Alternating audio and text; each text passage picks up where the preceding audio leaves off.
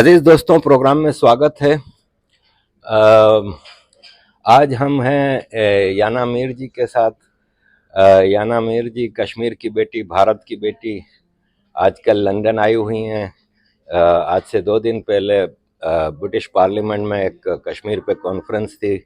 उसमें उन्होंने बड़ा खुल के अपने ख़यालात बताए। उन्होंने भारत के हवाले से, कश्मीर के हवाले से जो प्रोपेगेंडा है उसके हवाले से काफ़ी बेबाक बातें की।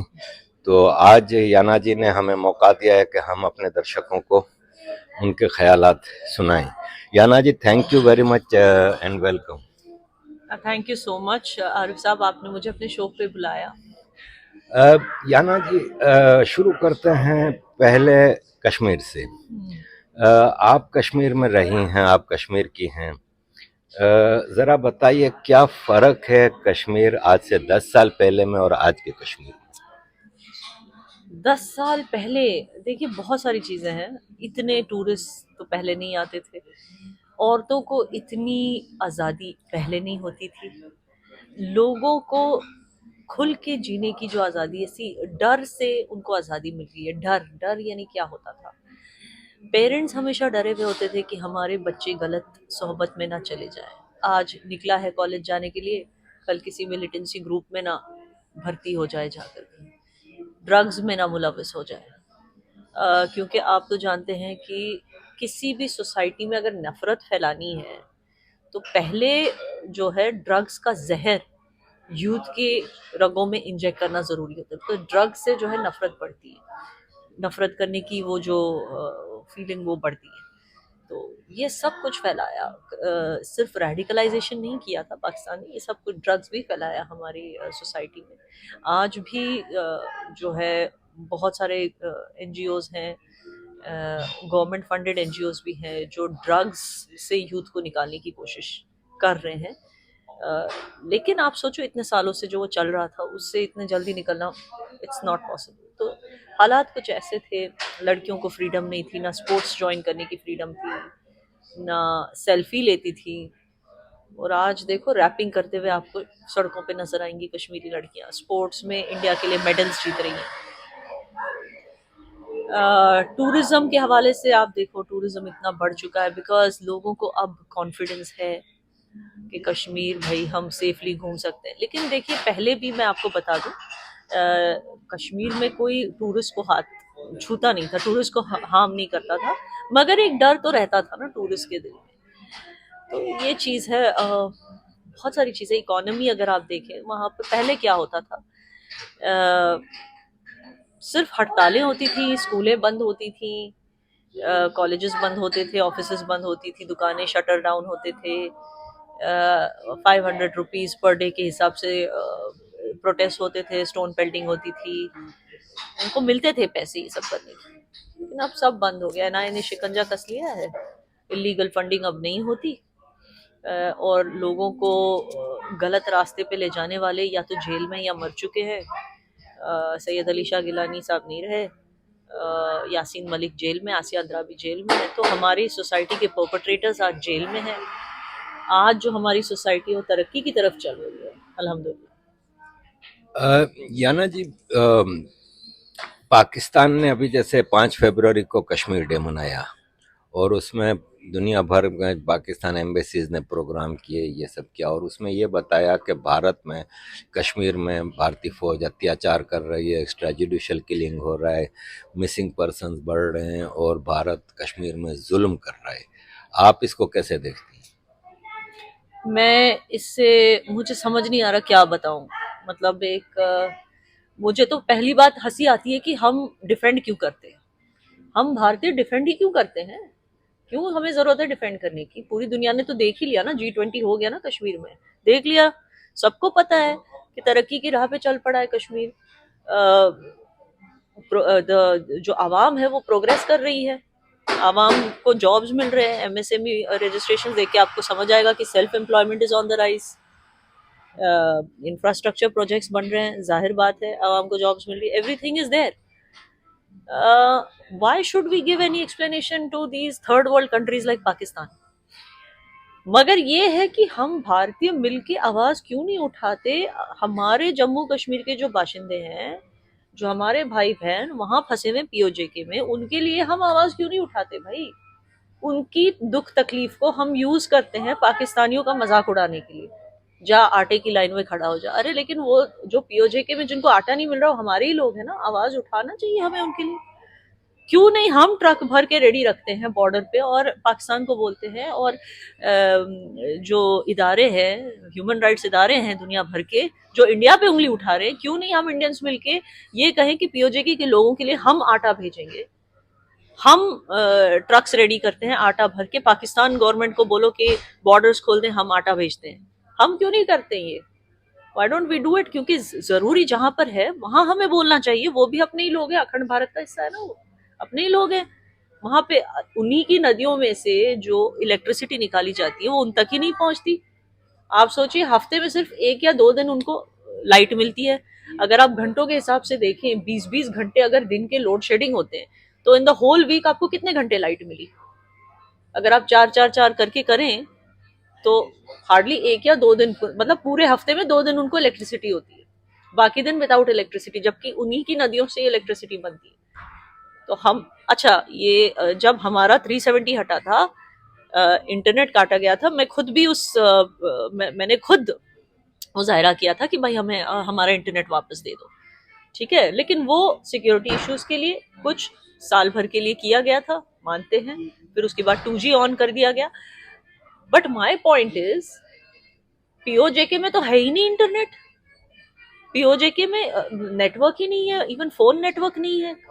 वो कुछ वहां से मैसेज भेजते हैं तो वो कम से कम 4-5 घंटे तक, कभी कभी तो पूरे 24 आवर्स तक गोल घूम रहा होता है, उनका मैसेज जाता ही नहीं किसी को। वो इस तरह से जी रहे हैं। तो हम इंडियंस, हमें कौन सी पैसों की कमी है? हम क्यों नहीं बोल सकते कि हम वहां पे टावर बनाएंगे बॉर्डर पे, हम पीओजेके वालों को इंटरनेट देंगे, फोन सर्विसेज देंगे, हम देंगे, क्योंकि पाकिस्तान तो उनको दे नहीं रहा है।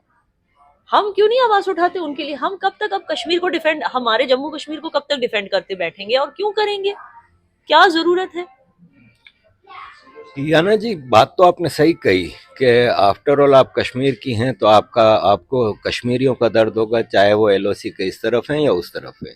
लेकिन बजाय इसके कि हम उनको आटा भेजें, हम उनके लिए टावर लगाएं, हम अपना पीओजे के वापस क्यों नहीं ले लेते?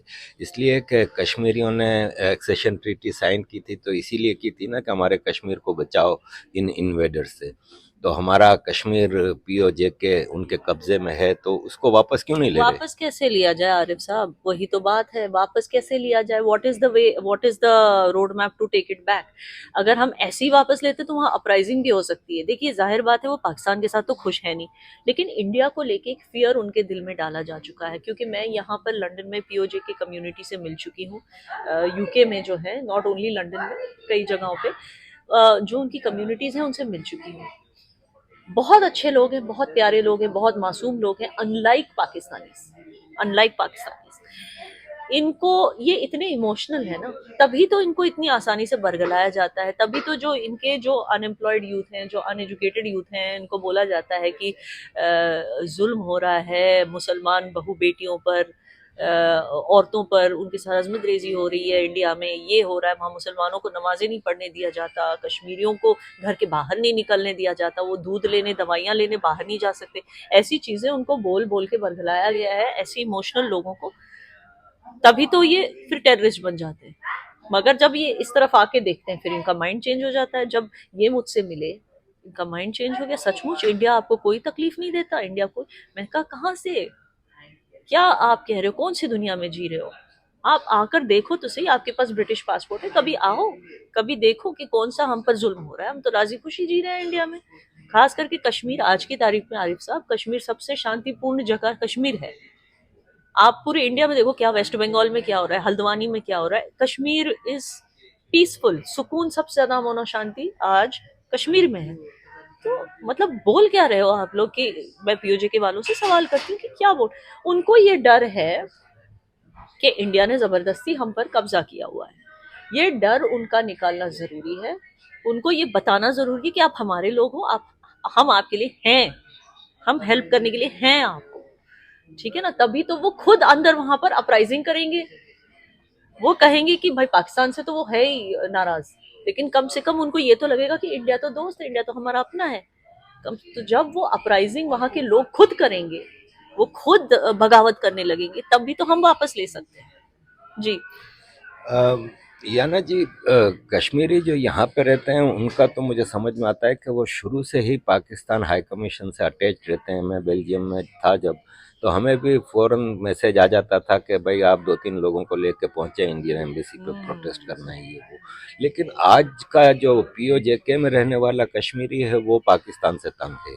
ये लोग तो अभी भी पाकिस्तान से जुड़े हुए हैं, लेकिन ये लोग कश्मीरी नहीं है मेरी नज़र में, क्योंकि अब ये ब्रिटिश हैं, इनकी तीसरी चौथी नस्ल ब्रिटिश हो गई है। वहां पे एक अपराइजिंग तो है against Pakistan, not pro India but against Pakistan. Yes. लेकिन क्या हम वहां पे एजुकेट नहीं कर सकते? जैसे मैं ये नहीं कह रहा कि भारत वो करे जो पाकिस्तान ने JNK में किया। पाकिस्तान तो टेररिज्म करवाता था, पाकिस्तान टेररिस्ट ट्रेन करता था, भेजता था, फंडिंग करता था। लेकिन हम नहीं कह रहे कि भारत वहां पे टेररिज्म करे, after all that is part of Bharat. लेकिन कुछ ऐसे उनके एजुकेशन के हवाले से कि भाई देखें हम इंडिया में ये सब चीज़ें कर रहे हैं, तो कोई भारत को करना नहीं चाहिए? मैं वही तो कह रही हूँ कि उनको एजुकेट करने की जरूरत है कि भारत आपका दुश्मन नहीं है, और भारत को टेररिज्म करने की कोई जरूरत नहीं है, क्योंकि वहां पे वैसे भी अननोन गनमैन हैं जो वहां पे टेररिज्म कर रहे हैं। तो उसमें भारत को कुछ करने की जरूरत भी नहीं है। वहां लोग खुद ही आपस में जो हो रहा है वो पूरी दुनिया देख रहा है। तो भारत को उस तो जरूरत ही नहीं है। बस हाँ, जरूरत इतनी है कि जो अपने लोग हैं उनको ये बताया जाए कि आप हमारे अपने हो। देखो, जैसे जम्मू कश्मीर, मैं तो पहले से ही मेरे दिल में इंडिया ही बसता था रग रग में, लेकिन जम्मू कश्मीर में कई ऐसे लोग थे, मेरी फैमिली में भी कई ऐसे लोग हैं जो अभी तक इंडिया पे पूरी तरह से भरोसा नहीं करते अभी तक, यानी कि कुछ 1-2 साल पहले तक मैं बताऊं। लेकिन उनका भी दिल जीता गया ना। कितने सारे हैं जिन्होंने PIL दे के रखा था सुप्रीम कोर्ट में 370 के खिलाफ, उन्होंने विड्रॉ किया ना PIL, क्यों किया? कोई उनके साथ जोर जबरदस्ती थोड़ी हुई। उन्होंने दिल से किया, क्योंकि उन्होंने देखा कि यार हाँ, हम ऐसे ही डर रहे थे। इंडियन गवर्नमेंट ने तो सचमुच बहुत चेंजेस की। हाँ, अब वो खून खराबा नहीं होता, ये सॉरी हड़तालें नहीं होती, बंड कॉल्स नहीं होते, स्टोन पेल्टिंग नहीं होती, यूथ जो है वो सही रास्ते पे चल पड़ा है, इकोनॉमी इंक्रीज हो रही है, राइज हो रही है। जब देख रहे हैं तो दिल तो जीता ही गया। तो जाहिर बात है, क्योंकि भारत को हम माँ समझते हैं, और माँ जो है वो बच्चे का भरोसा जीतना माँ के हाथ में है। ठीक है ना? तो अब माँ ने वो कर दिखाया, हमारी भारत माँ ने वो कर दिखाया कश्मीर में, तो फिर POJK के लोगों के साथ क्यों नहीं करेंगे? वही करेंगे, उनको भी अपनी तरफ लाएंगे। और जो माँ होती है ना, उसको टेररिज्म करने की जरूरत ही नहीं होती।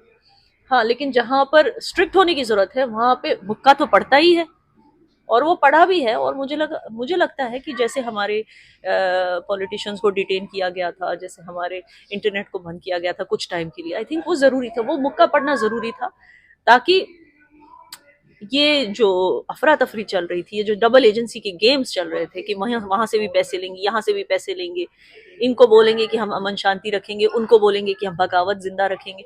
तो ये जो डबल एजेंसी का गेम था, इसको बंद करने के लिए एक मुक्का पड़ना जरूरी था माँ की तरफ से, जो पड़ गया। जी। याना जी, मुशर्रफ के दौर में हम अक्सर सुनते थे कि पाकिस्तान कोशिश कर रहा है कि भारत से डील करे कि जो लाइन ऑफ कंट्रोल है उसको वो कर दिया जाए इंटरनेशनल बॉर्डर, और जो आपके पास है आप रखो, हमारे पास ये हमारा हमें दे दो। लेकिन भारत ने कभी इस किस्म के ऑफर को एक्सेप्ट नहीं किया। अब काफ़ी अरसे से बीइंग पाकिस्तानी, और जो मेरे सोर्सेज हैं उससे ये पता चल रहा है कि भारत अमेरिका के ज़रिए कोशिश कर रहा है, पाकिस्तान अमेरिका के ज़रिए कोशिश कर रहा है कि भारत POJK भी ले ले, लेकिन गिलगित बल्तिस्तान को भूल जाए और उसको as a fifth province of Pakistan accept कर ले। जबकि जो रियासत जम्मू कश्मीर थी 1947 से पहले की, उसका पार्ट एंड पार्सल था गिलगित बल्तिस्तान। और आज गिलगित बल्तिस्तान में POJK से ज़्यादा हालत ख़राब है। वहाँ पे कोई सिविक सर्विसेज नहीं है, वहाँ पे कोई बेसिक राइट्स ऑफ लाइफ नहीं है, कुछ भी नहीं है। तो आप नहीं समझती कि POJK के साथ जब हम बात करते हैं तो हमें गिलगित बल्तिस्तान साथ में ज़रूर ऐड करना चाहिए, और हमें स्पेशल कोई पॉलिसी, भारत को स्पेशल कोई पॉलिसी फॉर्मुलेट करनी चाहिए? देखिए, जैसे मैंने कहा, अखंड भारत का हिस्सा छोड़ेंगे नहीं, उसको भी ले ही लेंगे। लेकिन यस, मे बी उसके लिए पॉलिसी अलग होनी चाहिए, क्योंकि वो फिफ्थ प्रोविंस बन चुका है। जाहिर बात है कि लोगों की इजाज़त के बगैर, लोगों की मर्ज़ी के बगैर बना है, लेकिन बन चुका है पाकिस्तान का फिफ्थ प्रोविंस। लेकिन देखिए लोग जो है ना, वो आफ्टर ऑल वो पूरा इलाका जो है लद्दाख के साथ जुड़ा हुआ था। और लद्दाख में मैं गई थी, वहाँ के लोगों के साथ मैंने बात की, मेरे वीडियो मौजूद भी है, आप सब देख सकते हैं। जो लद्दाख में दो वीडियोस हैं, एक तो लद्दाख में जो घूमने वाला वीडियो वो नहीं, लेकिन जहाँ पे मैं लोगों से मैंने बात की, जहाँ पे वो क्लियर बोल रहे हैं कि दे आर प्राउड इंडियंस, और कभी चाइना सोच भी नहीं सकता कि हमारा लैंड लेगा। ये आखिर नस्ल तो वही है, लद्दाख गिलगित बाल्टिस्तान। तो ये अगेन आई टेल यू, जो डिफरेंस ऑफ ओपिनियन है इंडिया को लेकर, ये सिर्फ इसीलिए है क्योंकि पाकिस्तान ने इस तरह की जहनियत लोगों में डाली है थ्रू एकेडमिक्स के थ्रू, जो उनकी एजुकेशन पॉलिसी है उसके थ्रू, जो उनके जो लीडर्स तकरीरें करते हैं उसके थ्रू, ऐसे करके 70 सालों से लोगों के दिमाग में, जहनियत में सिर्फ इंडिया के खिलाफ जहर उगला गया है। तो जाहिर बात है कि जब वहाँ के लोग रेडी नहीं है, उनको लगता है कि दे फील कि इंडिया तो दुश्मन है ही है, पाकिस्तान भी दुश्मन है, हम कहाँ जाएंगे। तो ऐसे सिचुएशन में एक साइड को जो है स्मार्टली काम लेना पड़ेगा। इंडिया अगर इस ज़मीन को चाहता है तो स्मार्टली पहले लोगों को अपनी तरफ करना है, और हम उस चीज़ में माहिर हैं, हम कर ही लेंगे इंशाल्लाह। एक फैक्टर चाइना भी आता है, हालांकि China is not party, even Pakistan is not party, Pakistan is an occupier. China के सीपेक के हवाले से पीओजे के और गिलगित बल्तिस्तान में काफ़ी इन्वेस्टमेंट हैं, काफ़ी चीज़ें हैं। इन केस एनी सिनारियो के पाकिस्तान टूट जाता है या कोई ऐसी चीज़ होती है कि पीओजे के and Gilgit Baltistan comes back to Bharat, तो आप as a journalist well informed होती हैं, आप समझती हैं कि Bharat will honour all those agreements of China? देखिए भारत जो है, it is all about progress. Bharat सिर्फ प्रोग्रेस देखता है, पॉजिटिविटी देखता है। एंड भारत को अगर लगता है कि वहाँ पे उन प्रोजेक्ट्स के होने से अवाम का उसमें फ़ायदा है, तो शायद ऐसी कोई पॉलिसी आ सकती है जिसमें भारत चाइना को बोलेगा कि भाई ठीक है, एज लॉन्ग एज आप इन लिमिट्स में रहो, हम आपको यहाँ पर ये प्रोजेक्ट चलाने देंगे, there is no problem. Because देखो, नेगेटिव स्ट्रैटेजी भारत में नहीं है, भारत में कभी नहीं रही। भारत नेवर थिंक्स के लाइक, जैसे मैंने कहा कि कोई भी चीज़ जहाँ पर भारत को लगे कि उसकी आवाम का नुकसान है, भारत वो नहीं करेगा। और जहाँ भी भारत को लगे कि इससे हमें मेरी आवाम का फ़ायदा है, और शायद हमारा भी फ़ायदा है, क्योंकि अगर वो हिस्सा हमने लिया तो वहाँ पर जो इंफ्रास्ट्रक्चर फिर से हमें खड़ा करना पड़ेगा, उसमें हमारा भी तो नुकसान है। तो इकोनॉमिकली भारत ने हमेशा सही डिसीजंस ही लिए हैं, और आगे भी सही डिसीजंस लेगा। अजीज दोस्तों, याना जी का एक किरदार तो कश्मीर की बेटी है, तो दूसरा किरदार she is a very active journalist, और अब जर्नलिस्ट की हैसियत से हम उनसे कुछ चीज़ें जानना चाहेंगे। सबसे पहले याना जी ये बताइए कि ये जो भारत में फार्मर्स प्रोटेस्ट हो रहा है, उसको लेके आप कैसे देखते हैं? देखिए बहुत ही अम्यूजिंग फैक्ट है कि महंगी महंगी गाड़ियों में आ रहे हैं 10,000 का पेंशन मांगने के लिए। अजीब नहीं लगता आपको? और इस तरह से मतलब इतनी चीज़ें, और जहाँ तक मुझे पता है कि कई स्टेट्स में, कई बीजेपी स्टेट्स में जो है एमएसपी अलाउ, एमएसपी का तो मुझे पता नहीं, लेकिन डायरेक्ट फार्मर से खरीदी अलाउ किया गया है। आई थिंक 22 या 18 स्टेट्स में डायरेक्ट खरीदी अलाउ की गई है। बहुत सारे स्टेट्स में जो है इनकी मांगे कहीं ना कहीं पूरी की गई हैं। इनफैक्ट जो बीजेपी के स्टेट्स नहीं हैं, वहां पर इनकी मांगों के लिए कुछ काम नहीं हो रहा है। जो मंडी वंडी होती है इनकी, वो नहीं हो रही है। तो मुझे भी सरप्राइजिंग लग रहा है कि ये इस टाइम, मतलब जब चुनाव नजदीक आ रहे हैं, तब क्यों ये फिर नई कोई प्रोटेस्ट लेकर बैठे हैं। और सडनली मतलब न्याय यात्रा जो पार्ट 2 जो उनकी यात्रा थी, भारत जोड़ो यात्रा की न्याय यात्रा, उसको बीच में छोड़कर फिर फार्मर्स को मिलने चले गए राहुल गांधी। फिर जब फार्मर्स को मिलने चले गए, फिर उसके तुरंत बाद वो प्रोटेस्ट शुरू हो गया। मतलब ये सब कुछ समझ नहीं आ रहा है कि ये क्या। और फिर इमीडिएटली प्रोटेस्ट शुरू होने के कुछ घंटों में उन्होंने ऐलान कर दिया कि कांग्रेस आएगी तो एमएसपी पक्का है। ऐसी चीजें। और फार्मर्स का मुझे ये समझ नहीं आता कि उनको इतने सारे, they want so many schemes, क्या बोलते हैं, मतलब इतने डिमांड्स। बेनिफिट्स चाहिए इनको, लेकिन टैक्स 1 रुपया नहीं देना है। याना जी, प्रोटेस्ट तो फार्मर्स के यहाँ भी हो रहे हैं, हम्म। और यहाँ इंग्लैंड में भी हो रहे हैं, और हजारों ट्रक सड़कों पे हैं, और उनके साथ बहुत सख्ती से निपटा जा रहा है। वाटर कैनन से पानी फेंका जा रहा है। कल स्पेन में बहुत ज़्यादा पिटाई की है फार्मरों की, लेकिन यहाँ के फार्मर एक जंग वाली सूरत हाल पे नहीं आए। वो अपनी गाड़ियों पे आके बख्तर वो लगा कर नहीं आए, क्रेने लेके, वो पतंग से, फिर और पुलिस इनके ड्रोन को। बीच, आई एम श्योर, इनके बीच कोई खालिस्तानी एलिमेंट्स नहीं आए होंगे जो आज़ादी मांग रहे हैं यूके से। नहीं। ये सिर्फ हमारे यहाँ होता है कि प्रोटेस्ट है फार्मर्स का, उसमें भी खालिस्तानी घुस जाते हैं। याना जी, मैं अभी भारत आया था, और मैं गुजरात में अहमदाबाद में जब ऑटो में बैठ के वो पतंग फेस्टिवल में रात को पतंग मार्केट में जा रहा था, तो मेरे होस्ट जो थे वो हिंदू थे, तो रिक्शे वाला मुसलमान था। तो उसको छेड़ने के लिए उन्होंने कहा कि अरे भाई साहब, ये देखें, ये पाकिस्तान से आया है और ये हमें गालियां दे रहा है कि तुम लोग यहाँ पे मुसलमानों पे इतना अत्याचार कर रहे हो, तो आप बताओ इसको ज़रा क्या हालत है। तो रिक्शे वाले ने साइड पे रिक्शा रोक के मुड़ के मुझे देखा और मुझे कहता है, तू पागल वागल है, तुझे पता है कि यहाँ पे क्या हालत है, तुम्हारे अपने पाकिस्तानियों की हालत क्या है, जाकर वहाँ पे देख। मैंने वहाँ पे जनरली मुसलमानों का रवैया देखा है कि they are very happy with Bharat, लेकिन एक प्रोपेगेंडा किया जा रहा है कि हल्द्वानी में ये मुसलमानों पे हो गया। आपके यहाँ की कुछ जर्नलिस्ट हैं, अरफा खानम और राना अयूब और इस टाइप के, बहुत ज्यादा रोना धोना विक्टिम कार्ड लेके चल पड़ती हैं।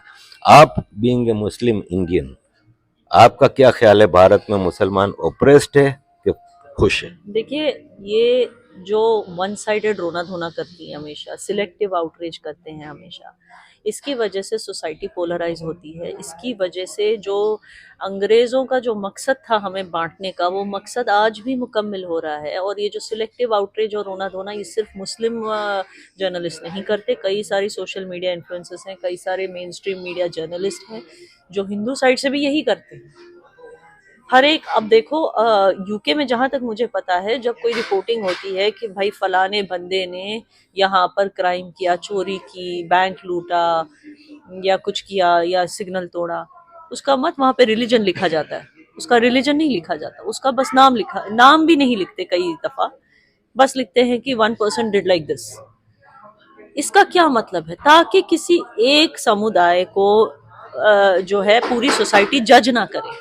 लेकिन क्या इस तरह की रिस्पॉन्सिबल जर्नलिज्म इंडिया में हो रही है? नहीं हो रही है। हर जगह आपको जो कल्प्रिट है, जो परपेट्रेटर है, आपको उसका रिलीजन दिखाने की क्या जरूरत है? Point number 1।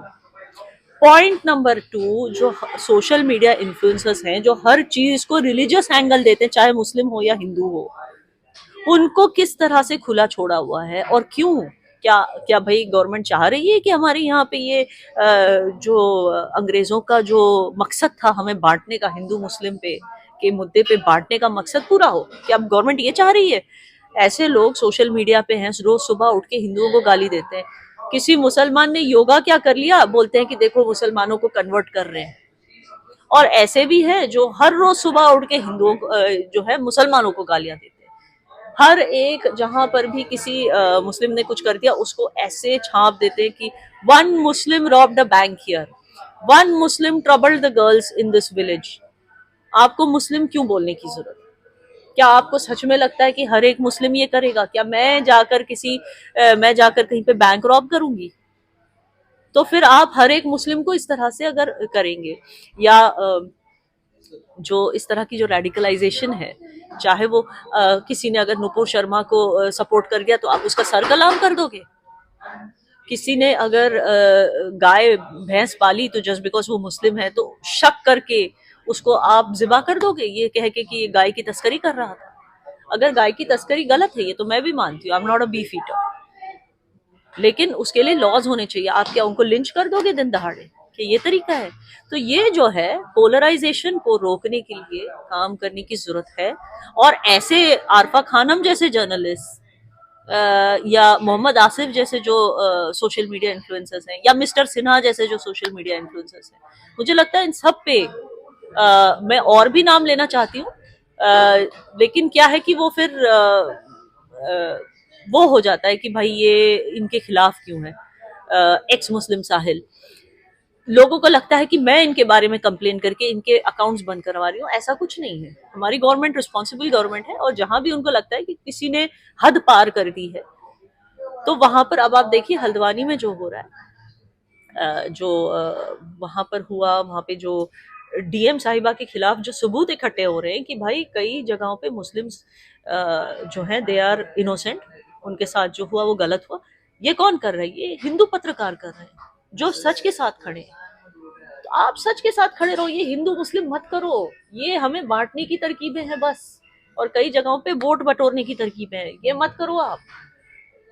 जैसे आपने कहा, मुसलमान भारत के साथ बहुत खुश हैं, और देर इज नो रीजन कि हम कोई हमें कोई सींग थोड़ी लगे हैं कि हम जहाँ हिंदू देखें उनको मारने के लिए आगे। लेकिन हाँ, एक चीज है, ये जो जो तंजीमें है ना, दारुल ये दारुल फलाना दारुल बिस्ताना, इनको बंद करो। जब ये सऊदी में नहीं है, जब ये इजिप्ट में नहीं है, गजवाए हिंद की बातें करने वाले हर एक इदारे को बंद करो आप।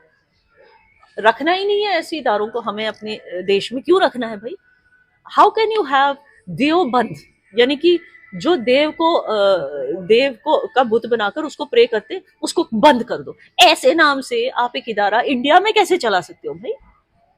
इतने वोटों के भूखे हो कि इस तरह के इदारे आप चला रहे हो। इनकी वजह से हिंदूज भी डरे हुए हैं कि पता नहीं सोसाइटी में क्या हो जाएगा, हमारी बच्चियों को कन्वर्ट करेंगे, हमारे लोगों को मारेंगे, सर कलाम करेंगे जैसे कन्हैया लाल को। क्या हिंदू भी डरे हुए, मुस्लिम भी डरे हुए हैं कि भाई हर जगह हमारा नाम बदनाम हो रहा है। जो इनोसेंट मुस्लिम्स हैं वो भी बदनाम है इन सारे इदारों की वजह से, तो इन इदारों को ही बंद कर दो। याना जी, भारत में चुनाव होने वाले हैं, इलेक्शंस करीब हैं, और जॉर्ज सोरोस ने लास्ट ईयर कहा था कि हम इस बार बीजेपी को नहीं जीतने देंगे। एक अमेरिकन बिलियनर, एक इकोसिस्टम का डॉन, वो ये बात कर रहा है भारत के इलेक्शंस के हवाले से। तो आप अभी जब देख रहे हैं कि हल्द्वानी में हो रहा है या फार्मर्स प्रोटेस्ट हो रहा है, तो ये सब इलेक्शंस का ही है। जैसे आपने कहा कि इलेक्शन के करीब क्यों हो रहा है, तो आपका क्या ख्याल है इलेक्शन को लेके? आप क्या देख रही हैं, क्या होने वाला है? मोदी जी कहीं नहीं जाने वाले, मोदी जी ही आने वाले हैं। आप उनका अप्रूवल रेटिंग देखो, leader approval rating, it is very high. And जो मोदी जी ने हमारे देश के लिए किया, जो उन्होंने हमारी देश की इज्जत बढ़ाई, जो हमारे देश के जो पॉलिसीज बने हैं, जो आवाम के लिए उन्होंने किया, जैसे वो हमारे लिए रोए थे जब हम कोविड में मर रहे थे। आई थिंक मुझे लगता है कि दुनिया में जो बाकी देश हैं, मैं इतनी जगहों पे जाती हूँ, आप सबको पता है, मैं इतना ट्रैवल करती हूँ, people are jealous of us, you know that, people are jealous of us. लोग जलते हैं हमसे कि मोदी जी हमारे लीडर हैं। सो ये चीज़ याद रखना वोट देने से पहले। हाँ, आपको लग रहा होगा कि मैं किसी किस्म की भक्त हूँ, अंधभक्त नहीं हूँ, ये मैं ओपनली बता दूं, भक्त हूँ, अंधभक्त नहीं हूँ।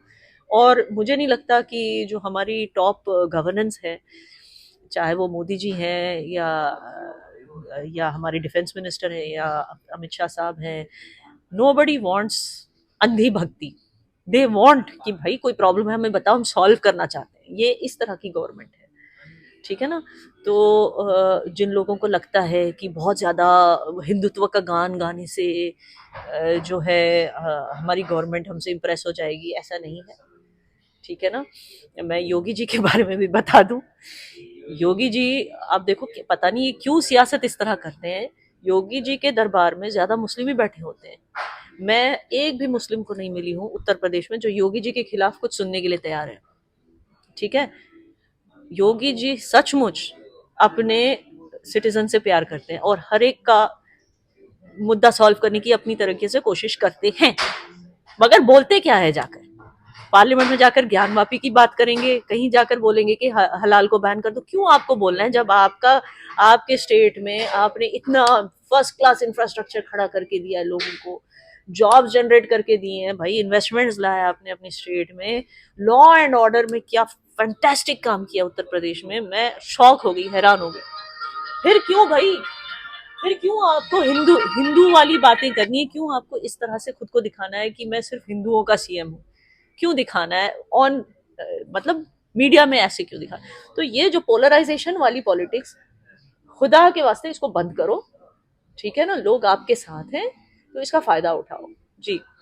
भारत के हवाले से आखिरी सवाल है कि इलेक्शन के बाद सुना है कि लेजिस्लेशन पे ज़्यादा तवज्जो होगी, यूनिफॉर्म सिविल कोड आएगा, नेशनल पॉपुलेशन रजिस्टर होगा।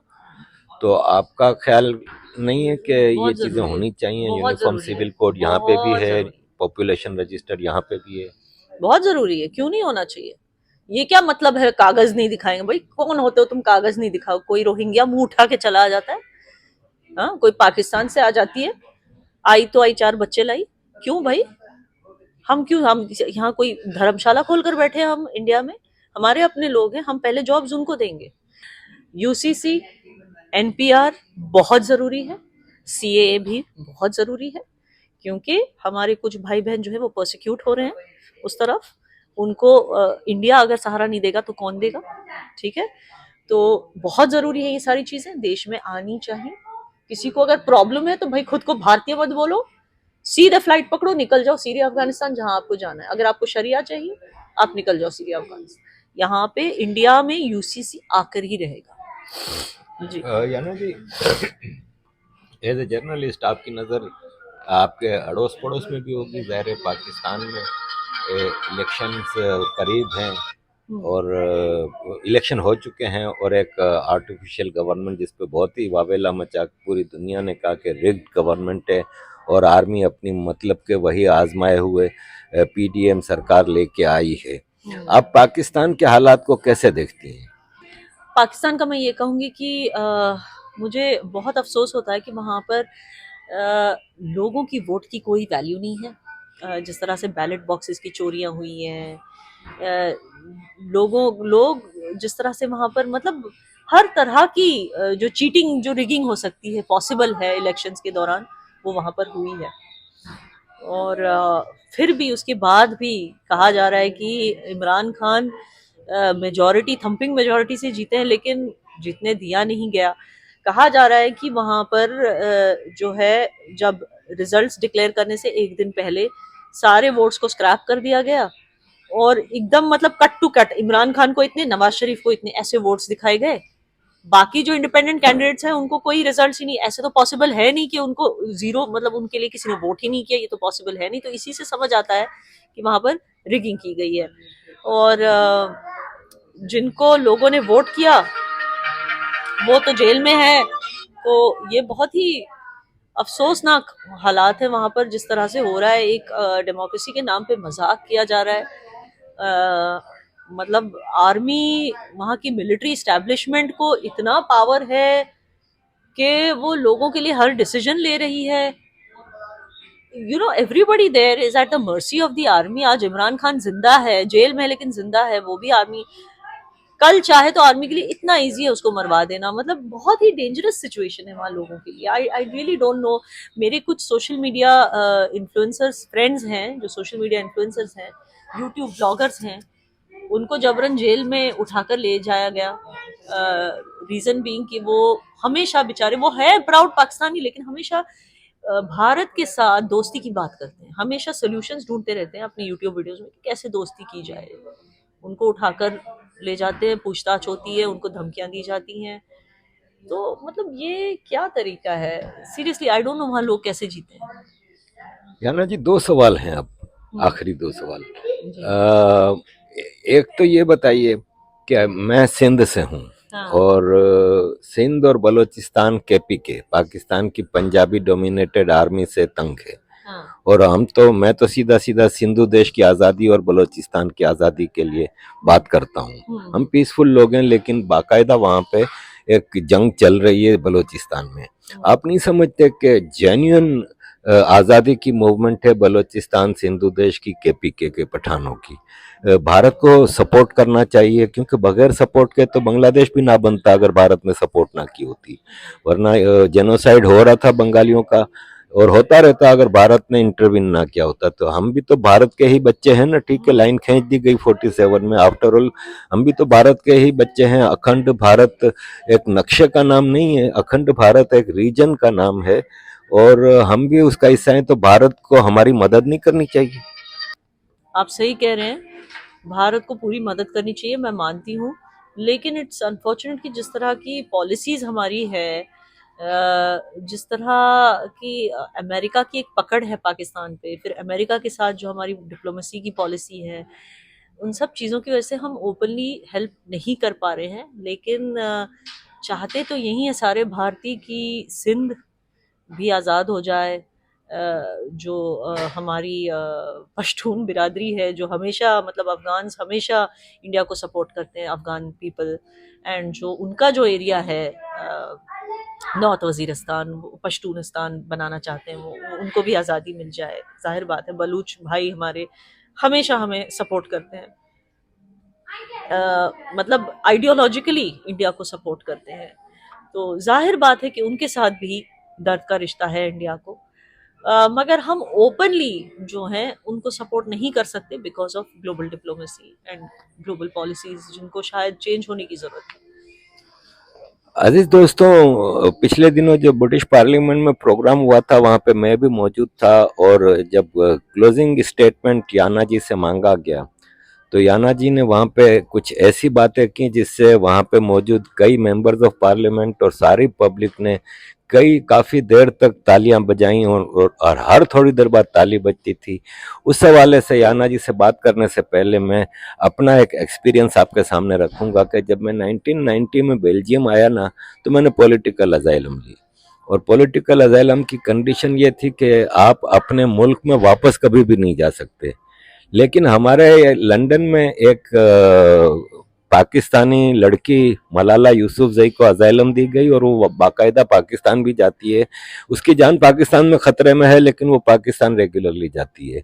उसको नोबेल पीस प्राइज और उसको मिलियंस ऑफ डॉलर इस नाम पे दिए गए कि वो पख्तून लड़कियों के लिए कुछ करेगी, लेकिन ना तो पाकिस्तान की पख्तून बरादरी के लिए ना अफगानिस्तान की पख्तून बरादरी के लिए उसने कुछ किया। ग्रेटा थुनबर्ग, मलाला यूसुफजई एक स्कैम है वेस्ट के इकोसिस्टम का, लेकिन उनको हमारी याना जी बहुत अच्छी तरह से जानती हैं। तो ज़रा आपसे हम पूछेंगे कि आपने रेफरेंस दिया था कि I am not Malala Yousafzai, तो आई एम हैप्पी अगर आप मलाला यूसुफजई होती तो मैं इस वक्त आपके पास ना बैठा होता। आप बताइए आपने क्यों कहा कि मैं मलाला यूसुफजई नहीं हूँ? मैंने इसलिए कहा क्योंकि मैं लाउड एंड क्लियर एक मैसेज दुनिया तक पहुंचाना चाहती थी कि एक मुस्लिम लड़की जो है इंडिया में बहुत खुश है, बहुत सेफ है, उसको कोई ज़रूरत नहीं है रेफ्यूज पे भागने की। ठीक है, I wanted to slap this on the faces of those tool kit members जो पैसे ले लेकर, एक ट्वीट करने के लाखों रुपए लेते हैं, पैसे ले लेकर इंडिया को बदनाम करने के लिए यहाँ पे यूके में बैठे हैं। ठीक है ना, इनको जैसे आपने कहा, इनको पख्तून लड़कियों के लिए, इनको एजुकेशन, लड़कियों को एजुकेशन फरमान करने के लिए काम करने की इनसे उम्मीद थी कि ये काम करेंगे, क्योंकि इसको क्यों गोली मारी गई मलाला को, वो कहती है ना कि इसको गोली मारी गई क्योंकि ये एजुकेट होना चाहती थी। तो ये उन लड़कियों के लिए आवाज उठाए ना जिनको एजुकेशन नहीं मिल रही है because of radicalise society, extremist society की वजह से एजुकेशन जिनको इजाजत नहीं मिलती, उनके लिए आवाज उठाए ना। इंडिया में भाई कौन सी ऐसी लड़की है जिसको एजुकेशन नहीं मिल रही है या एजुकेशन मिलने से रोका जा रहा है? तो आप इंडिया के खिलाफ क्यों आवाज उठा रहे हो? जो आपका काम है वो करो ना, पैसे लेकर ये टूल किट वाला काम क्यों कर रहे हो? आप आते हो यहाँ पे रिफ्यूज लेकर, और यहाँ पे बैठ के दूसरे कंट्रीज के बारे में आपको कमेंट करने का क्या हक किसने दिया? क्या आप इंडिया कभी आए हो? क्या आपने देखा है वहां पर क्या हो रहा है? यहाँ बैठ के आप आईएसआई का एजेंडा चलाओगे यूके में रेफ्यूजी बनकर, और आपको लगता है कि भारत की लड़कियां चुप बैठेंगी? ये नहीं होने वाला है। याना जी, थैंक यू वेरी मच, और हमारी दुआएं प्रार्थना आपके साथ हैं कि आप एक तरह का जिहाद कर रही हैं, क्योंकि सच बिल्कुल बोलना इज ए जिहाद। बिल्कुल जिहाद इज नॉट ए वायोलेंस, जिहाद is a name of an ideology. कि बिल्कुल। आप सच बोल रही मैं हैं। आपको बताऊं, ये जिहाद मैं उन लोगों के साथ भी कर रही हूँ जो मेरे भारत को बदनाम करने की कोशिश करते हैं भारत के बाहर बैठकर, और उनमें कई ऐसे भारतीय भी हैं जो भाग चुके हैं। कई अरुंधति रॉयज हैं यहाँ पर जो बैठे हैं रेफ्यूज लेकर, जो भारत को इसी तरह बदनाम करते हैं। ठीक है, आपको यूके में रहना है, मैं समझती हूँ, खूबसूरत देश है, मैं भी चाहूंगी कि कुछ साल यहाँ रहूं फिर उसके बाद भारत वापस चली जाऊं। इसमें कुछ बुराई नहीं है, आप मेहनत करो, मेरिट पे आओ, रहो, मगर पॉलिटिकल असाइलम लेके आओगे शॉर्टकट लेकर और फिर यहाँ पे बैठ के इंडिया को बदनाम करोगे, ये बंद करो, क्योंकि ये नहीं चलने वाला। एक तो ये है, एक मेरा जिहाद ये है कि मैं भारत की बदनामी बर्दाश्त नहीं कर सकती और मैं उसके खिलाफ लड़ूंगी। दूसरा मेरा जिहाद ये भी है कि जो इस्लाम को बदनाम करने वाले हैं, जो ये एक्सट्रीमिस्ट रेडिकल्स, जो पता नहीं कहाँ कहाँ से एक हदीस खुद लिख कर ले आते हैं सामने कि ये हदीस में ये लिखा है, वो हदीस में ये लिखा है, काफिरों को मारना है, माइनॉरिटीज की राइट्स छीननी है, ऐसे करना है, वैसे हिंदुओं के खिलाफ आवाज उठाई, ये सब जो गलत गलत चीजें इस्लाम को पॉलिटिसाइज करते हैं। एक वो रिलीजन है, जैसे आपने मुझे समझाया, कि इबादत करें, स्पिरिचुअल रहें, यू नो, चैरिटी करें, ज़कात दें, रोज़े रखें, ये सब अच्छी चीज़ें हैं, नमाज पढ़ें। लेकिन अगर आप इस तरह को पॉलिटिकल इस्लाम को अगर आप स्प्रेड करोगे, इस्लाम को बदनाम करोगे, उसको पॉलिटिकल बना के, वो तो पॉलिटिकल रिलीजन है ही नहीं। कुरान में कौन सी लाइन दी गई है जो सियासत से जुड़ी हुई है? कोई नहीं। There is not a single line. और जहाँ भी कहीं भी अगर मारने की बात है भी, तो वो सिर्फ और सिर्फ सेल्फ डिफेंस में है, वो भी डायर कॉन्सिक्वेंसेस में, जो एक ऑर्डर में लिखा गया है। और वो ऑर्डर कोई नहीं देखता, सिर्फ वही लाइन दिखाई जाती है बार बार कि भाई देखो इसमें काफिरों को मारने का फरमान दिया गया है, लेकिन ऐसा तो है नहीं। लेकिन सबसे ज्यादा हमें बदनाम ये लोग नहीं करते, सबसे ज्यादा हमें बदनाम वो इदारे करते हैं, देवबंद, ये वो, जो इस तरह के जो इदारे हैं, ये हमें सबसे ज्यादा बदनाम करते हैं। क्योंकि ये जो हैं बार बार जो है गवर्नमेंट के खिलाफ केओस फैलाना, प्रोटेस्ट फैलाना, हर एक चीज़ पे रिएक्शन देना, स्ट्रॉन्ग इस तरह के भड़काऊ भाषण देना, जिसकी वजह से लोग हिंदुओं को अटैक करते हैं जाकर, या स्टोन पेल्टिंग करते हैं। जैसे कि वहाँ पर जब मदरसा के लिए जब क्लोजिंग ऑर्डर आया था, तो वो जो कौन था वो बंदा, हिजवान हाँ कौन था उसका नाम, तारिक रजा, नाम। हाँ, जैसे कि तारिक रजा, उसने क्या किया, उसने भी तो इस्लाम को यूज किया है पॉलिटिक्स के लिए। तो जो इस्लाम को पॉलिटिक्स के लिए यूज करते हैं, इनके ऊपर सख्त पाबंदी होनी चाहिए। थैंक यू मेरा वेरी जिहाद मच। इनके खिलाफ है, जी जी, और जारी रहेगा, और हम जारी आपके रहेगा। साथ हैं, और हमारा ये कॉमन गोल है। और थैंक यू वेरी मच याना जी। मुझे पता है कि यहाँ पे इस वक्त काफी लोग आपसे बात करने के लिए वेट कर रहे हैं, आपने फिर भी टाइम दिया, thank you. Thank you so much. जय हिंद।